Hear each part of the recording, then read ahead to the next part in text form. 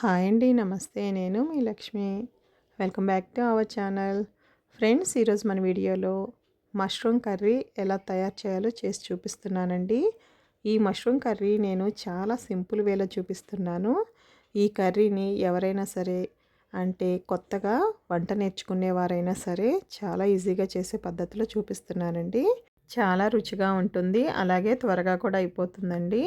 Mushrooms clean చేసే video కావాలి అంటే అది నేను డిస్క్రిప్షన్లో ఇస్తాను. ఒకసారి అక్కడ చెక్ చేసుకోండి. ఇప్పుడు ఈ కర్రీ ఎలా తయారు చేయాలో చూద్దాము. మష్రూమ్స్ 200 గ్రామ్స్ ప్యాకెట్స్ 2 తీసుకున్నానండి. వీటిని ఓపెన్ చేసి క్లీన్ చేసుకోవాలి. క్లీన్ చేసుకున్నాక సాల్ట్ వాటర్లో ఇలా వేసుకున్నాను. తర్వాత వీటిని చిన్న ముక్కలుగా మీకు నచ్చిన షేప్లో కట్ చేసుకోవాలండి. అలాగే ఆనియన్ పెద్దదొకటి సన్నగా కట్ చేసుకొని పెట్టుకున్నాను. అలాగే పచ్చిమిరపకాయలు కూడా కట్ చేసుకొని పెట్టుకోవాలండి. కొంచెం మీడియం సైజు టమాటాలు ఒక 3 తీసుకున్నాను. తీసుకొని వాటిని సన్న ముక్కలు కట్ చేశానండి. అలాగే జీడిపప్పును కూడా ఒక 8 దాకా తీసుకొని వాటిని నానబెట్టి ఈ 2 కలిపి మెత్తగా గ్రైండ్ చేసుకోవాలండి. ఈ పేస్ట్ని పక్కన పెట్టేసుకొని ఇప్పుడు స్టవ్ వెలిగించుకొని ప్యాన్ పెట్టుకొని దానిలో ఒక స్పూన్ వరకు ఆయిల్ కానీ లేదంటే నెయ్యి కానీ వేసుకొని మనం కట్ చేసుకున్న మష్రూమ్ ముక్కలన్నీ వేసేసుకొని వేయించుకోవాలండి. మనం ఇలా వేయించుకునేటప్పుడు మష్రూమ్స్లో వాటర్ మొత్తము వస్తాయి. వచ్చిన తర్వాత ఇట్లా చూసారు కదా, వాటర్ వచ్చాయి కదండి.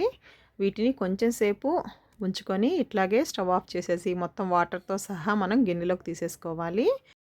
ఇప్పుడు స్టవ్ వెలిగించి బాండీ పెట్టుకోవాలండి. బాండీ పెట్టుకున్న తర్వాత 2 table spoons oil, 2 table spoons నెయ్యి వేసుకున్నాను. మీకు కావాలంటే నెయ్యి మాత్రం వేసుకున్నా కూడా టేస్ట్ బాగుంటుంది. దానిలోకి బిర్యానీ ఆకు, చెక్క, అలాగే లవంగాలు, 2 ఇలాచీ వేసుకొని కొంచెం ఫ్రై చేసుకొని అవి ఫ్రై అయిన తర్వాత మనం సన్నగా కట్ చేసుకొని పెట్టుకున్న పెద్ద ఉల్లిపాయలు అలాగే పచ్చిమిర్చి ముక్కలు వేసుకొని వీటిల్లో ఒక టీ స్పూన్ వరకు సాల్టు అలాగే ఒక హాఫ్ టీ స్పూన్ పసుపు యాడ్ చేసుకొని కొంచెం సేపు ఫ్రై చేసుకోవాలి. మనకి ఆనియన్స్ కొంచెం కలర్ చేంజ్ అయిన తర్వాత 1 టేబుల్ స్పూన్ అల్లం పేస్ట్ వేసుకోండి. అల్లం వెల్లుల్లి పేస్ట్ వేసుకున్నాను.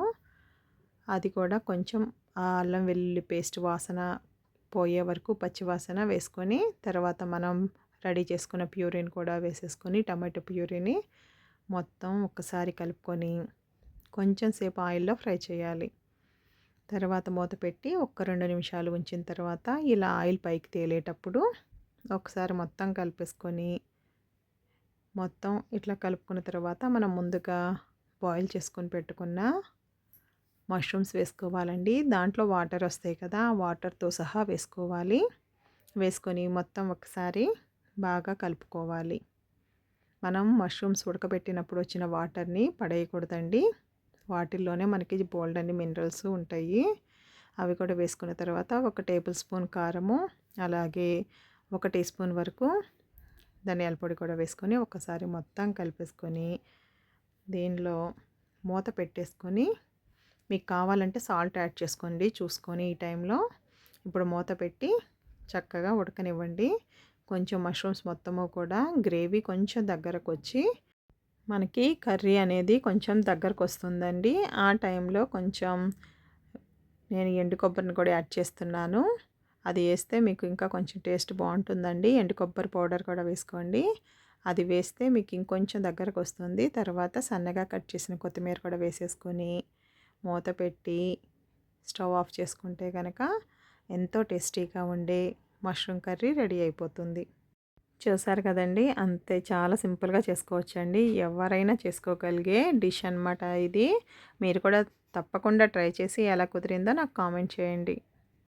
ఎవరైనా ఫస్ట్ టైం మన ఛానల్ చూస్తుంటే కనుక తప్పకుండా సబ్స్క్రైబ్ చేసుకొని ఫాలో అవ్వడానికి ట్రై చేయండి. Thanks for watching.